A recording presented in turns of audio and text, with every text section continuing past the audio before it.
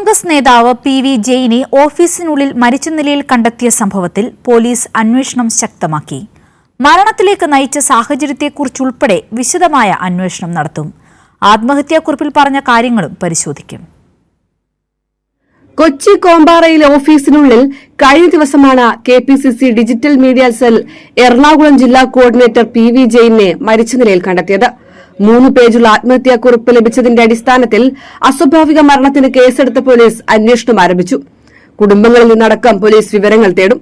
പ്രശ്നങ്ങൾ എന്തെങ്കിലും വരികയാണെങ്കിൽ DCC ഓഫീസിനെ സമീപിച്ചാൽ മതിയെന്ന മക്കളോട് പറയുന്നതായും ആത്മഹത്യാക്കുറിപ്പിലുണ്ട്. ഇതിനെക്കുറിച്ച് പോലീസ് വിശദമായി പരിശോധിക്കും. കഴിഞ്ഞ മാസമായിരുന്നു PV ജെയിൻ DMC നേതൃത്വത്തിനെതിരെ KPCC പ്രസിഡന്റ് പരാതി നൽകിയത്. രാഹുൽ മാങ്കൂട്ടത്തിൽ വിഷയത്തിൽ നേതൃത്വത്തെ പിന്തുണച്ച് പോസ്റ്റ് ഇടുന്നത് പലർക്കും ഇഷ്ടപ്പെടുന്നില്ലെന്ന് ഡിജിറ്റൽ മീഡിയ സെല്ലിന്റെ ചിലർ പറഞ്ഞതായും ഇത് കേൾക്കാതെ താൻ വീണ്ടും ഫേസ്ബുക്കിൽ പോസ്റ്റ് ഇട്ടതോടെ തന്നെ അഡ്മിൻ പാനലിൽ നിന്ന് നീക്കം ചെയ്തുവെന്നും ജെയിൻ പരാതിയിൽ പറഞ്ഞിരുന്നു.